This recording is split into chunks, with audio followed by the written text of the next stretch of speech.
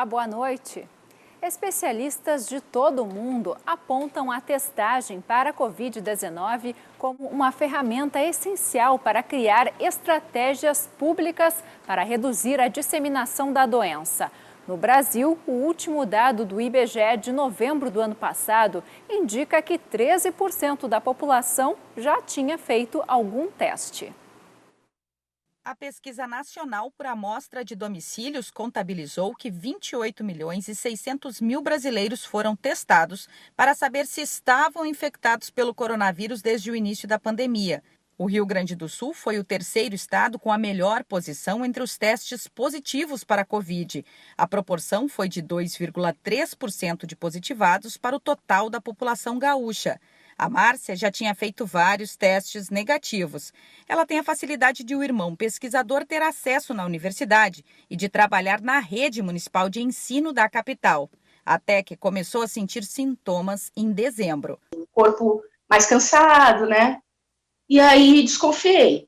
Mas eu tive certeza quando eu parei de sentir cheiro. Então aí eu me isolei total. Aí a gente tem uma SMS, né, que é uma organização que a prefeitura fez para o comunicado de pessoas que têm uma possibilidade de estar com o vírus. A gente avisou, pegou um cartão verde, que se chama, né, na prefeitura tem essa organização, foi até o posto de saúde e eu fiz o teste e então acusou que eu estava então com coronavírus.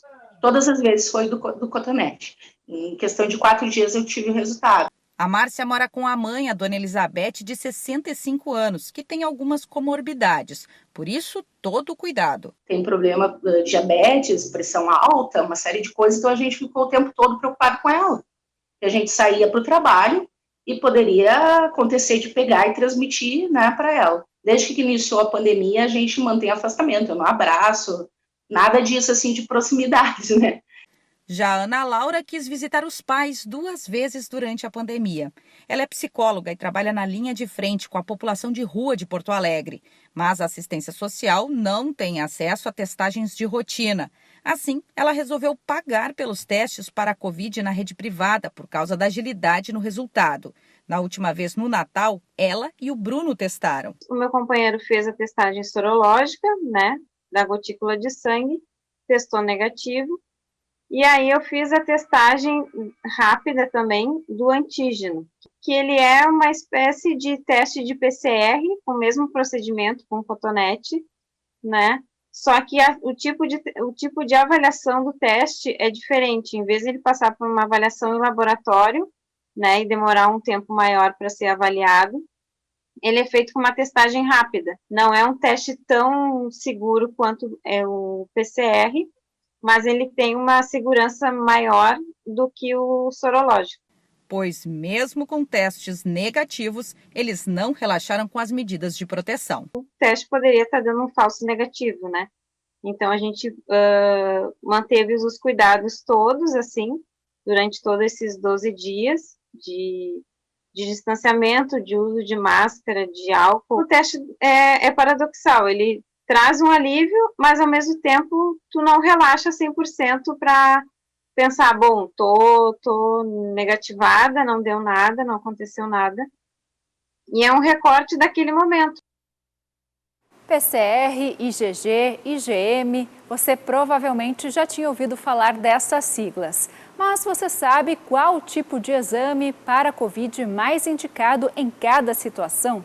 Para esclarecer sobre as diferenças entre os testes e também nos informar sobre a política de testagem no município de Porto Alegre, nós vamos conversar agora com o coordenador de assistência laboratorial da Secretaria da Saúde de Porto Alegre, Bruno Kilp. Bruno, quais são as diferenças entre os testes? Boa noite. Boa noite a todos.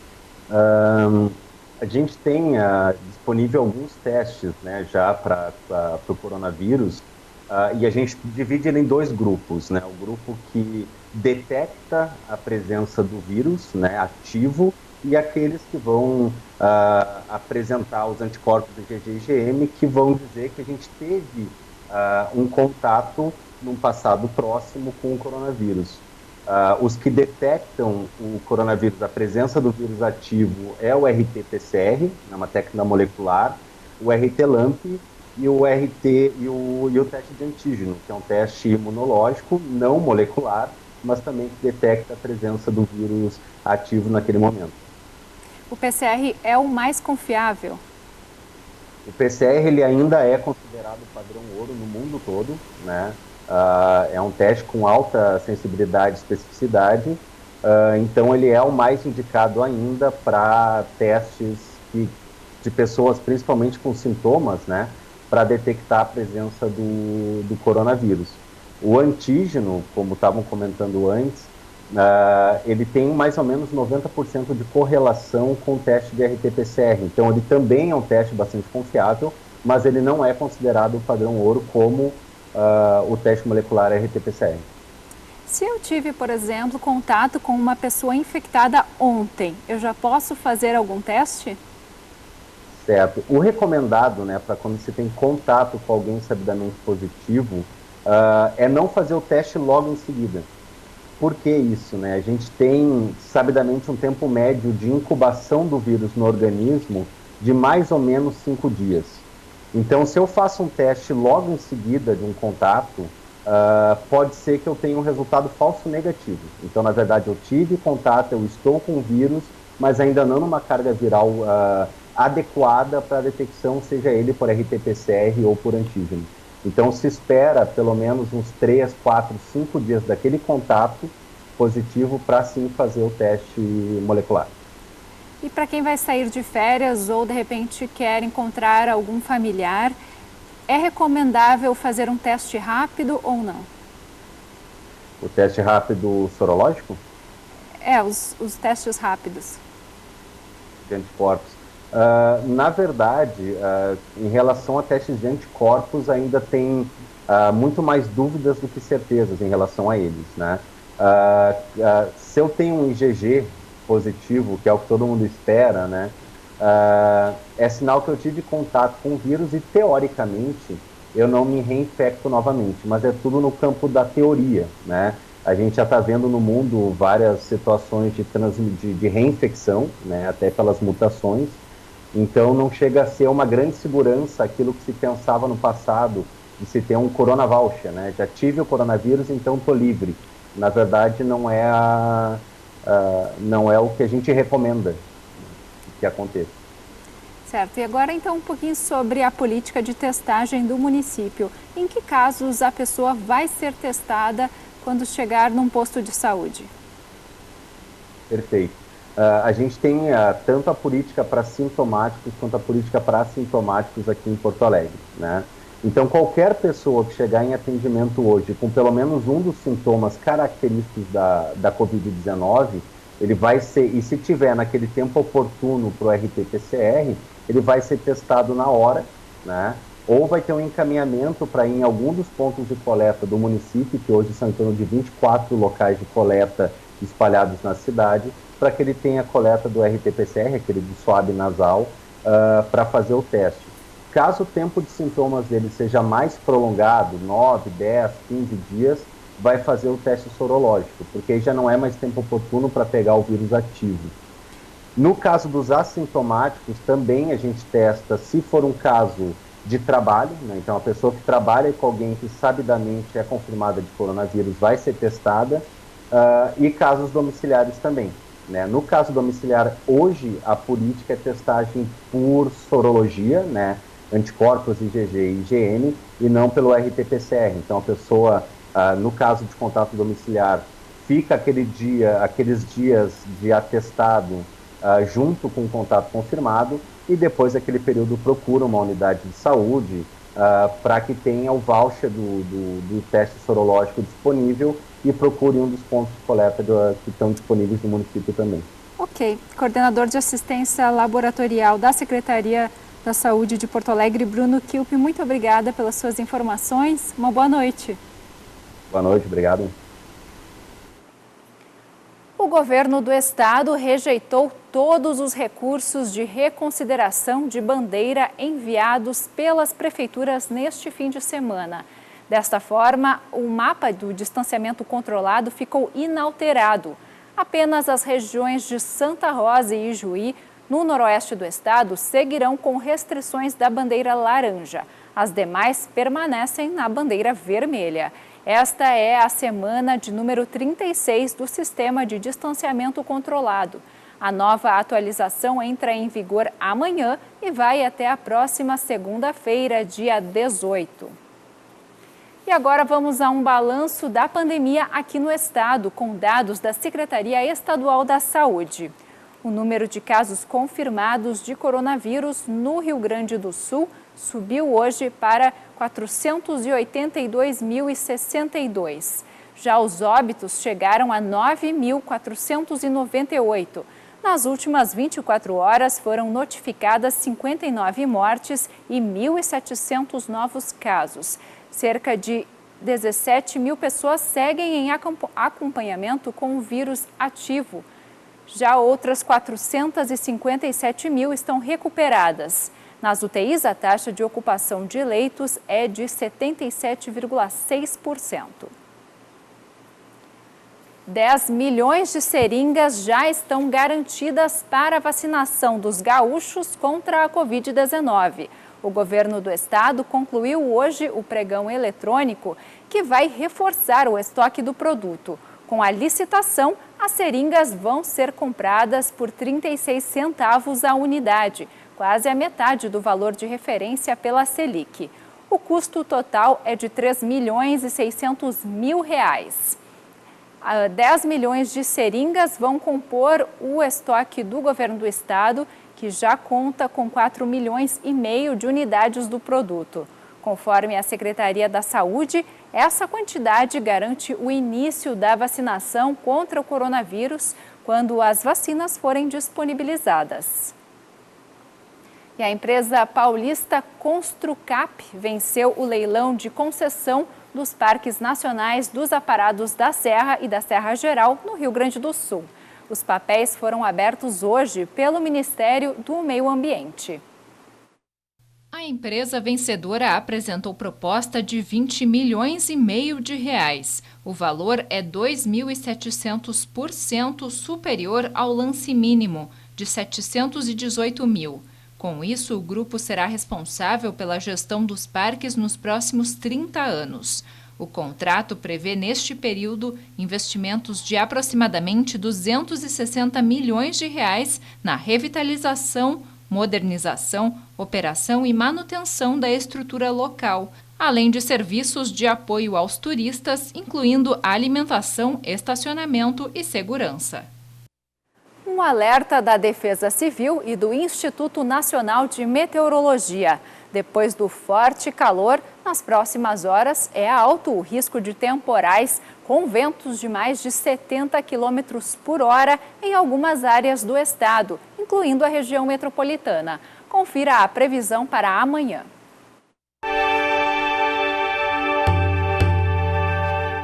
Chove desde o início da manhã em todo o território gaúcho, com chance de temporais localizados e queda de granizo.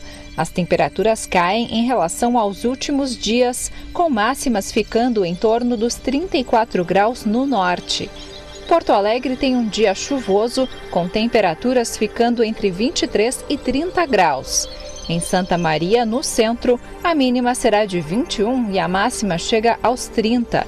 No norte, em Erechim, os termômetros variam entre 19 e 31 graus.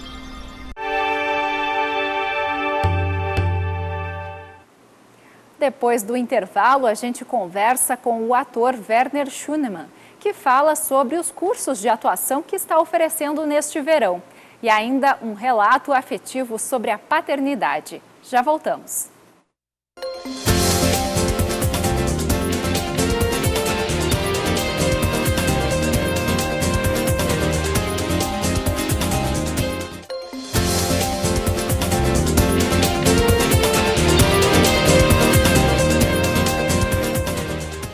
Estamos de volta. Um projeto no norte do estado mostra como a parceria entre policiais civis e agentes de 4 patas podem trazer mais segurança para os gaúchos. A reportagem é da TV Bom Dia, nossa parceira em Erechim. Procura. Ele representa o terror para os traficantes de droga. Quando esse policial desembarca, é o melhor amigo do homem em ação no combate à criminalidade. Aí, garoto! À frente da mesa, quem exibe os ilícitos apreendidos é o Hunter, o cão de faro da Polícia Civil Gaúcha. A gente criou no começo do ano de 2020 um projeto K9, né, para a criação do canil para cães especificamente de detecção no início, onde foi feito pela Delegacia de Nonoai com apoio da Regional de Erechim. O Hunter fica neste canil, na Delegacia de Nonoai, município a cerca de 90 quilômetros de Erechim, no norte do estado. O pastor alemão chegou na instituição ainda filhote, com 2 meses. Para se tornar um cão de faro, precisou passar por treinamentos e adquirir algumas habilidades. Seja um cão de guarda, um cão de faro, eles vão ter alguns drives que a gente chama que é uma especialidade diferente, onde o cão ele leva mais jeito para uma coisa ou para outra. A gente escolhe o cão dentro da ninhada e dentro do início do treinamento são feitos vários trabalhos com ele, principalmente na socialização, para que ele seja um cão que tenha corajoso e sociável com outras pessoas, principalmente no faro, para que ele seja sociável, não seja agressivo e tenha um bom controle, que possa ficar junto. E principalmente um instinto muito forte para caça. Ele é responsável por auxiliar os policiais na busca de entorpecentes e armas de fogo. Aqui nestes pacotes estão maconha, cocaína e também êxtase, drogas apreendidas pela Polícia Civil e que agora são utilizadas para o treinamento mediante uma autorização judicial. Eu vou esconder estes pacotes aqui próximo desse veículo e o Hunter fará a busca. Não demora muito e a mudança no comportamento logo indica os entorpecentes. Nesta outra simulação, o policial esconde uma pistola dentro de um fogão. Antes da busca, o cão brinca um pouco com a bolinha. Estímulo dado, hora de trabalhar. Algumas cheiradas e logo em seguida, o objeto é encontrado com sucesso. Porque o trabalho pro cão nada mais é do que uma grande brincadeira. Então o cão ele tem que querer muito brincar. Então todo o trabalho no início, quando o cão ainda é filhotinho, é muita brincadeira, bastante brincadeira para que ele se incentive e crie um instinto forte para querer brincar. E agora a cultura. O conteúdo do blog Pai Mala, do publicitário entusiasta da paternidade ativa Beto Bigatti, agora virou seu primeiro livro. Ele também fala de questões relativas à inclusão e crê que o olhar afetivo para as diferenças pode mudar o mundo.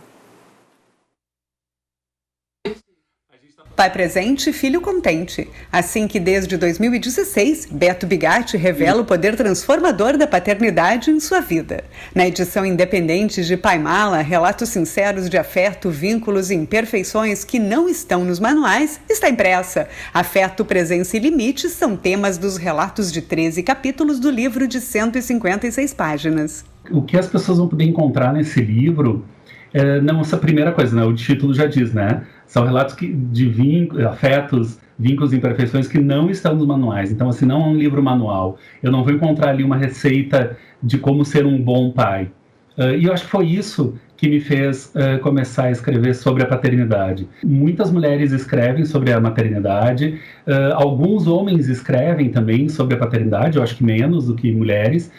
Mas, quando eu comecei a escrever, eu senti a falta de uma visão mais afetiva em relação à paternidade, né? A gente já tinha superado aquela etapa do pai provedor. Na verdade, ainda tem muito homem que acha que isso é paternidade, né? Mas a gente já tinha mais ou menos superado essa ideia. E igual eu sentia que muitos caras ainda se sentiam ameaçados em abraçar um filho, beijar o filho, dizer que amava o filho, por N questões da nossa sociedade machista, patriarcal e todas essas construções que tu sabe que nos construíram e muitos homens ainda repetem. Então, quando eu comecei a escrever, a minha ideia era essa, era mostrar como o afeto e a presença faziam bem para o exercício da minha paternidade.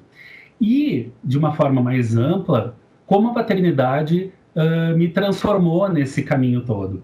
Também ativo nas redes sociais, Beto tem uma deficiência no braço direito e aborda a inclusão em suas palestras. Eu tenho uma deficiência física, né? E eu não tenho uma mão. E por muito tempo, isso foi um fantasma que rondou a minha vida e a minha paternidade. Porque antes da Luciana engravidar, eu tinha muito medo de como seria. Se eu poderia ser um pai sem uma mão. Não só para essas questões da vida prática, do tipo trocar fralda, dar mamadeira, pegar no colo. Isso eu também me preocupava. Mas eu tinha uns medos muito particulares, assim, que com o tempo, aliás, fazendo um parênteses, eu descobri que eles não são tão meus apenas, né? Muita gente se identificou com esses medos. O autor, que ganhou o humorado apelido de pai mala dos filhos, tem planos de incluir temas para a infância em um próximo trabalho. Eu tenho muita vontade, mas não me sinto capaz ainda de fazer um livro infantil sobre inclusão. Mas eu já tenho uma ideia, eu estou muito afim de fazer esse projeto. Quero me cercar de pessoas já com experiência, óbvio, né? Por exemplo, eu não faço ilustração. Então, e eu quero muito falar sobre o Malinha, e esse Malinha, aproveitar então o personagem, trabalhar a inclusão, falar da diferença, porque a gente precisa muito trabalhar essas questões já no público infantil. Nem todos os pais têm esse conhecimento e as habilidades para não criar uma criança com preconceito. Então eu quero ajudar nesse caminho. O ator e diretor Werner Schunemann ministra 2 cursos intensivos de atuação em cinema e TV na Casa de Teatro de Porto Alegre. Para iniciantes, as aulas começam na próxima quarta-feira e para avançados, no sábado. E quem nos traz os detalhes é o próprio Werner, que fala ao vivo com a gente agora. Werner, bem-vindo ao Redação TVE. Obrigado, Lívia. Obrigado, um abraço a todos, boa noite. Boa noite. Você que é daqui, conta pra gente qual a expectativa de ministrar esses cursos na nossa casa de teatro. Olha, isso é uma oportunidade, na verdade, providenciada pela pandemia, né? Porque havia muito tempo uma conversa entre o Zé Adão, que é o diretor-geral, o mentor da Casa de Teatro, para que eu pudesse fazer alguns cursos de atuação para cinema e TV. Só que eu passo a maior parte da minha vida fora de Porto Alegre. Então, nunca dava para adequar isso. Agora, com a pandemia, a gente está aprendendo a dar aulas online. Eu já fiz a primeira parte desse curso para uma turma só, agora no início do ano de 2020, né? Foi de junho em diante. E foi muito bem sucedido, foi muito legal, deu muito certo. A gente contou com convidados, né? Veio o Thiago Lacerda, veio meus amigos, Thiago, veio o Breda, a Paty Secato, pessoas que contribuíram na aula e que esse ano nós vamos ter de novo convidados desse tipo. Dar essas aulas na Casa de Teatro é para mim uma honra, porque a Casa de Teatro é hoje uma das escolas referências do Brasil. Eu sei disso, posso afirmar tranquilamente, porque eu estou basicamente dentro de um mercado de Rio de Janeiro e São Paulo, onde se tem a Casa de Teatro como referência. Então, é muito legal eu poder dar aula dentro da Casa de Teatro para alunos do Brasil inteiro, inclusive para alunos de fora do Brasil. Isso vai depender aí dos interesses e dos interessados em se matricular. Que bacana. Bom, os cursos eles trazem teoria e prática, é claro. Que aspectos da atuação para a TV e cinema vão ser trabalhados? Olha, a gente trabalha, eu trabalho muito em inteligência criativa, sabe? Eu gosto de desenvolver inteligência criativa. Para isso, os alunos precisam ter, no máximo, um celular, né? Um smartphone, para que possam gravar os seus trabalhos. Os trabalhos são sempre gravados, porque é justamente para a câmera que a gente está estudando, câmera de cinema e câmera de televisão. cada um faz o seu trabalho, apresenta, eu e os colegas conversamos sobre, a gente debate cada um dos trabalhos exaustivamente. Eventualmente nós retornamos e fazemos de novo, de acordo com a necessidade da turma, ou de acordo com, às vezes, com o potencial de desenvolvimento que ainda não foi atingido. Então a gente volta para trabalhar, é realmente um curso em que se trabalha. Ele não tem a intenção de ser um relax, ele não é um relax, é um curso. As pessoas que têm um pouco de dificuldade de comunicação, ou se sentem um pouco travadas, agora, por exemplo, fazendo reuniões online, às vezes a pessoa se sente um pouco travada, esse tipo de trabalho, esse tipo de auxílio vai ser prestado no curso básico, esse curso que começa quarta-feira, porque sábado é o curso avançado, bem mais difícil, bem mais complexo. O de quarta-feira é para atores iniciantes e para essas pessoas não atores que querem ter um contato nessa relação com câmera e com a invenção da sua própria imagem. E como é para você trabalhar a atuação no ambiente digital? É um desafio? Totalmente desafio, Lívia. Olha só, no início do ano, ninguém sabia muito bem o que fazer no início do ano. Você ia... Alô, você Oi, tá me Werner. ouvindo? Sim, estamos te ouvindo. Oi, pode não, falar. É que caiu aqui. Peraí. Tá, então, no início do ano, você fosse em qualquer universidade do Brasil, talvez do mundo, né? As pessoas estavam tentando entender o que se poderia fazer, online. E a gente também foi assim. Nós fomos tateando e não deu. E não deu problema, não deu resistência por parte dos alunos, e a gente conseguiu um resultado, conseguiu um rendimento muito grande. Isso que é interessante. Eu tive alunos com os quais, no final, nós fizemos um curta-metragem, escrito por eles Sim. mesmos, e meio que dirigido por eles, em que eles foram atores que não deixavam nada a desejar. Atores mesmo, tem daquele grupo, uns 4 ou 5 podem seguir carreira. Isso... Ok, estou no tempo. Werner, tá nosso tempo está terminando, mas muito obrigada pela conversa. Uma boa noite para você. Sucesso aí no curso. Boa noite aí para os telespectadores também. Obrigada. O projeto Um Raul por Semana, do músico Carlos Ram, pretende lançar nas redes sociais toda segunda-feira uma canção do Raul Seixas.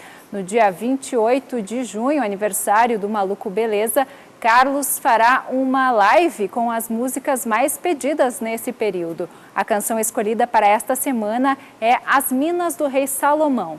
E é com ela que a gente encerra o programa de hoje. Fique agora com o Repórter Brasil. Nós voltamos amanhã às 6h30. Até lá, boa noite. Para mim, meu princípio já chegou ao fim. O que me resta agora é o seu amor. Traga sua bola de cristal e aquele incenso do Nepal que você comprou num camelô.